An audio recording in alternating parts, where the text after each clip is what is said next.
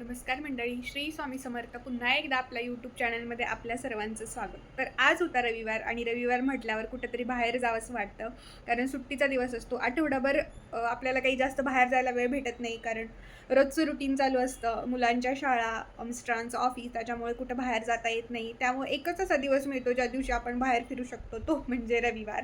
आणि आज होता रविवार म्हणून आम्ही चाललो होतो श्री नारायणपूर येथे असलेला श्री दत्त मंदिरात जवळच आहे. तर या मंदिराकडे जाण्यासाठी आपल्याला अगोदर दिवे घाटातून जावं लागतं. आता हे जे दृश्य बघताय ते आहे दिवे घाटाजवळील. तर पुण्यापासून सुमारे 20 किलोमीटर अंतरावर हा हडपसरकडून सासवडला जाताना हा घाट लागतो. तर पावसाळ्यामध्ये घाटामध्ये खूप दाट हिरवळ असते. तसेच डोंगर रांगांमध्ये धुक्याची चादर आणि छोटे छोटे धबधबे दिसतात. तर सकाळ आणि संध्याकाळी सूर्यास्त पाहण्यासाठी इथे ठिकाण प्रसिद्ध आहे. इथे पोहोचल्यानंतर आम्हाला खूप जोराचा पाऊस लागला, त्यामुळे बाहेरचे काही शूट घेतला नाही पावसामुळे. आणि त्यानंतर मंदिरात पोहोचलो. मंदिरात पोहोचल्यानंतर पाहतो तर काय खूप मोठ्या प्रमाणात गर्दी होती, कारण सुट्टीचा दिवस होता आणि रविवार असल्यामुळे कुठल्याही ठिकाणी गेलं, पर्यटन स्थळाच्या ठिकाणी गेलं तर गर्दीही राहतेच. आणि मंदिरात पोहोचलो. मंदिर खूप सुंदर, शांत, प्रसन्न आणि प्रशस्त आहे. इथे आल्यावर खूप छान अनुभव आला. खूप मस्त वाटलं. दर्शन घेतलं. दर्शनासाठी हे एक औदुंबराचं झाड आहे, त्याचं पहिले सर्वांना दर्शन घ्यावं लागतं. दत्त संप्रदायातील महत्त्वाच्या मंदिरांपैकी हे एक मंदिर आहे. तर हे मंदिर खूप जुनं आहे. तर नारायणपूर हे सुंदर निसर्गरम्य वातावरणात वसलेलं एक सुंदर मंदिर आहे. पुरंदर किल्ल्याजवळ असल्याने ऐतिहासिकदृष्ट्याही महत्त्वाचं आहे. मंदिराची उभारणी ही जुने पेशवाई शैलीत झालेली आहे. तर मंदिरात तीनही देवतांचे म्हणजेच ब्रह्मा, विष्णू आणि महेश यांच्या प्रतिमात्मक दर्शन होते. मंदिराच्या प्रांगणात मोठी घंटा लटकवलेली आहे. भक्त येथे येऊन पहिले घंटानाद करतात. मंदिराच्या आजूबाजूला दगडी फरशी आहे आणि ती पांढऱ्या रंगाची असल्यामुळं ते गेल्यानंतर खूप प्रसन्न वाटतं आणि थंड वातावरण. तर येथे येणाऱ्या भक्तांना एक आध्यात्मिक शांती लाभते. मंदिरात प्रवेश करताच दत्तगुरूंच्या जय जयकाराने वातावरण असते. मंदिरात नित्यनियमाने पूजा व आरती केली जाते. तर सकाळी आणि संध्याकाळी आरतीला मोठ्या प्रमाणावर गर्दी असते. दत्त जय जयकार या भजनाचा निनाद मंदिरभर घुमतो. प्रत्येक गुरुवारी येथे विशेषतः कार्यक्रम असतात. तर गुरुवार हा दत्तांचा दिवस मानला जातो. त्या दिवशी गावावरून आणि आसपासून भाविक मोठ्या संख्येने येतात. नारायणपूरची यात्रा ही खूप प्रसिद्ध आहे. यात्रेला तर हजारो लोक येत असतात.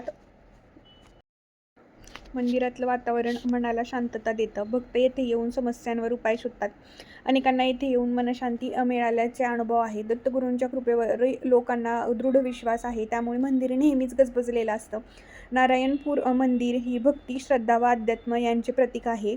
हे मंदिर महाराष्ट्रातील महत्त्वाचे तीर्थस्थान म्हणूनही ओळखलं जातं. तर येथे अशा अशा मूर्ती होती मंदिरात. खूप सुंदर असं प्रसन्न वाटलं मूर्तीकडे पाहून. तर खरं म्हणजे व्हिडिओ बनवण्यामागचा हेतू काय आहे, तर आपल्या जवळची जी प्रसिद्ध क्षेत्र आहेत तिथे जायचं आणि आपल्यामुळे कोणाला तरी तिथलं मंदिर बघता येतं, त्या आसपासचा परिसर बघता येतो आणि आपल्यामुळे त्यांचंही तिथे जाऊन दर्शन होतं. एवढाच फक्त व्हिडिओ बनवण्यामागचा हेतू आहे.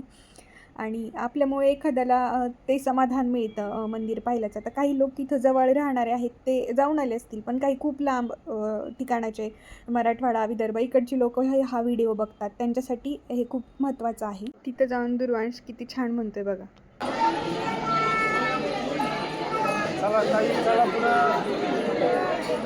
म्हणणं आहे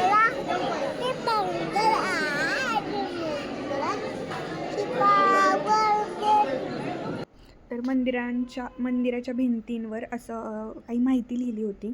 तर ते म्हणजे कोणी काय देणगी दिली, कोणी मंदिर उभारलं, नक्की मंदिराची स्टोरी काय आहे. त्यानंतर हे जी पोस्टर होती तर गुरुचरित्र अध्याय, ते प्रत्येक गुरुचरित्राचा अध्याय त्याचं वर्णन केलं होतं चित्ररित्या, आणि ते खूप सुंदर बघण्यासारखं होतं. आणि प्रत्येक म्हणजे ते 21 अध्याय आणि त्या अध्यायामध्ये काय घडलं आहे हे या एका चित्रात पाहिलं की तो पूर्ण अध्याय म्हणजे एका चित्रात वर्णन केलेलं आहे पूर्ण अध्यायाचं. एवढं सुंदर ते चित्रीकरण केलेलं आहे आणि ते खूप छान होतं बघण्यासाठी आणि वाचण्यासाठीही. तिथे येणारा प्रत्येक व्यक्ती हे पूर्ण वाचत होता.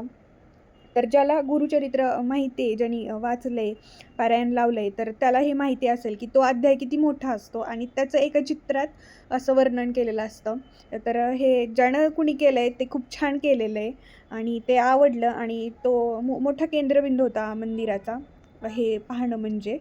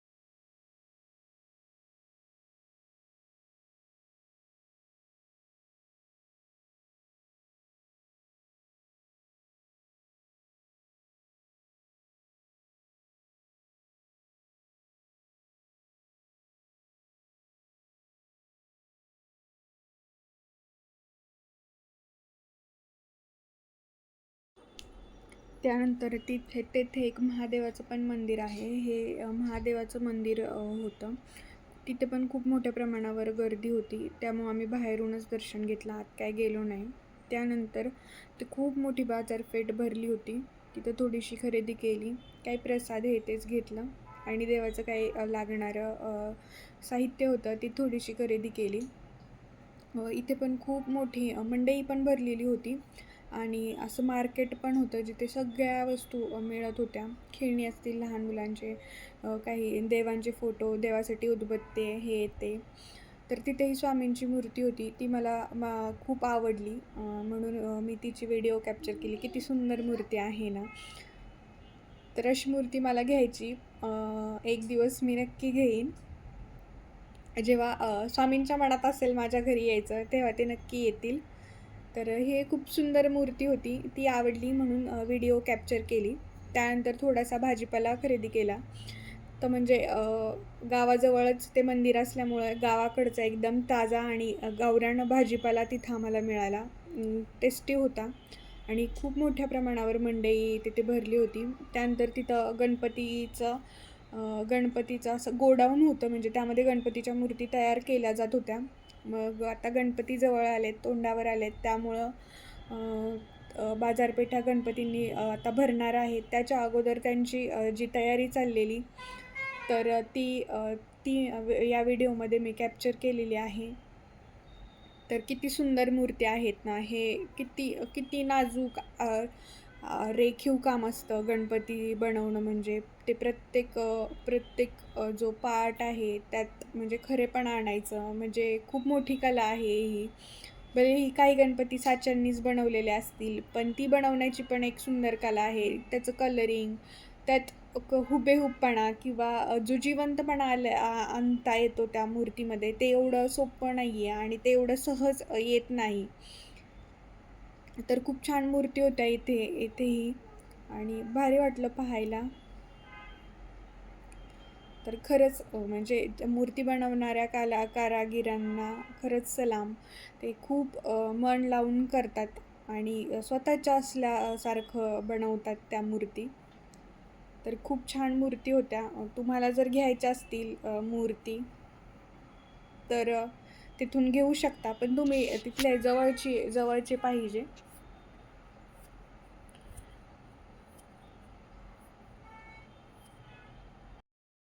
तर गणपतींना कलरिंग करतानाची एक व्हिडिओ मी तिथं कॅप्चर केलेली, ती मी पुढे ॲड केलेली आहे.